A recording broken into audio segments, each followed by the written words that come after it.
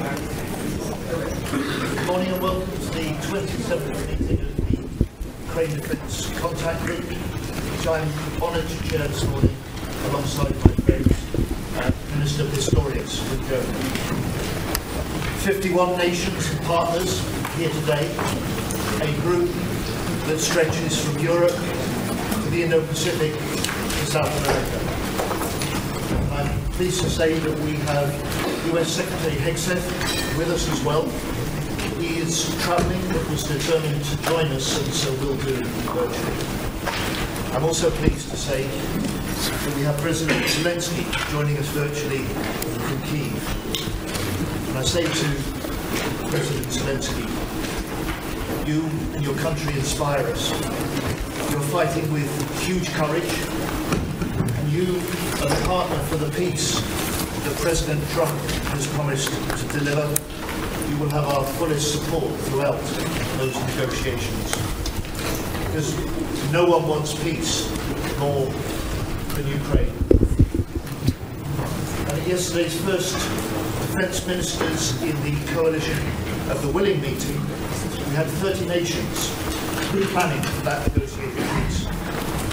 Planning to put Ukraine in the strongest position to protect your sovereignty, your people, and to deter any future Russian aggression.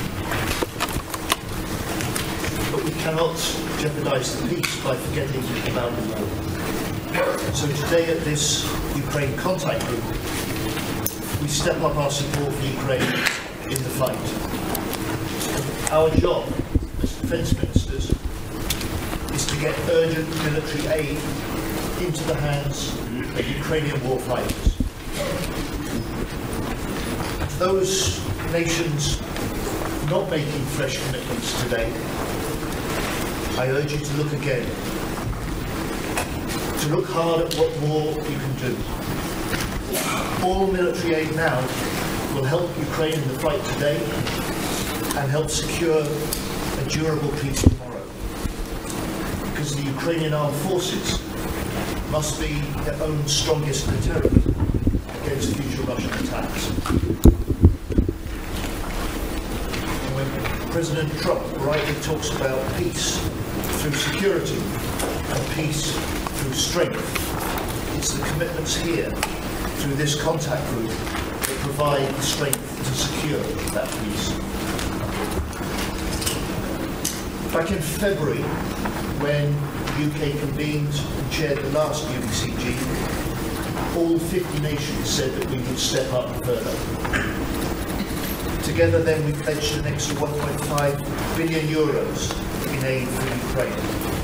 Today, we pledge billions more. For the UK, we will spend this year £4.5 million in military support to Ukraine, the highest ever level of spending. And today I can announce £350 million to surge support to Ukraine's fighters on the front line. A package that includes radar systems, anti-tank mines, and hundreds of thousands of drones. And also funding to maintain and repair battlefield equipment. Part of a new effort to repair thousands of Ukrainian vehicles. A new effort that we want you to join us in. And this extra support today will strengthen Ukrainian troops in the close fight, strengthen our industrial links with Ukraine, and boost UK British businesses. Because we all know here that defence can be an agent for growth, reinforcing our national security and reinforcing our economic growth. Finally, to say this, if I may, 2025 is the critical year for the war in Ukraine, and this is the critical moment. A moment for our defence industries to step up, and they are. A moment for our militaries to step up, and they are. A moment for our governments to step up, and we are. Together we are sending a signal to Russia, and we are saying to Ukraine that we stand with you in the fight, and we will stand with you in the peace.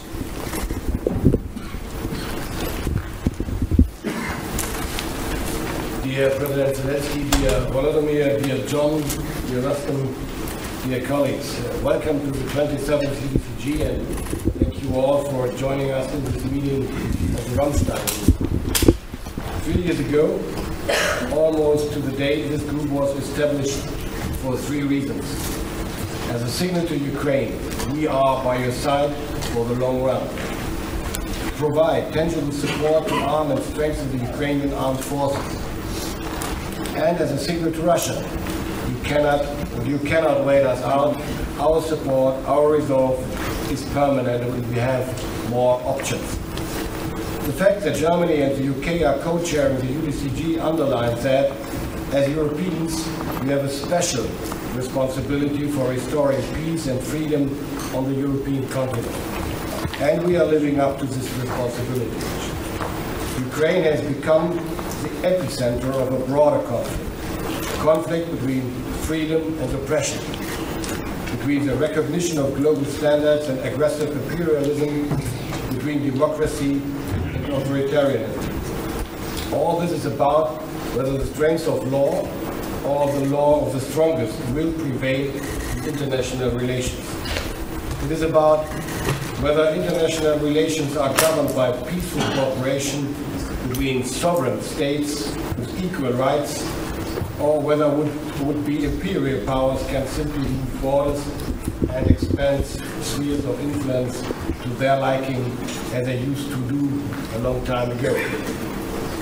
Now is the time for us to realize how essential these questions are, especially since a window may be opening to take up negotiations.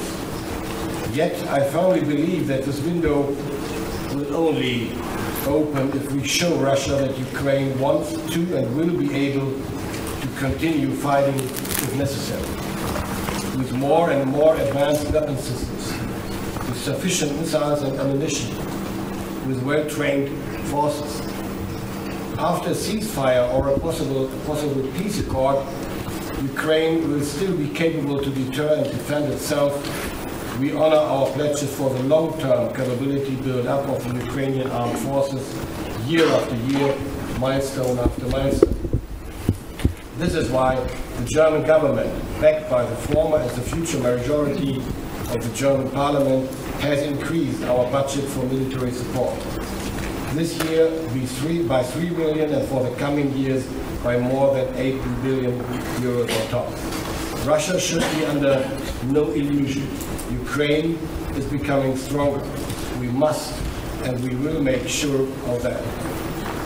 I would like to thank you, Mark, and your staff for your support of the UDCG meeting here at your headquarters.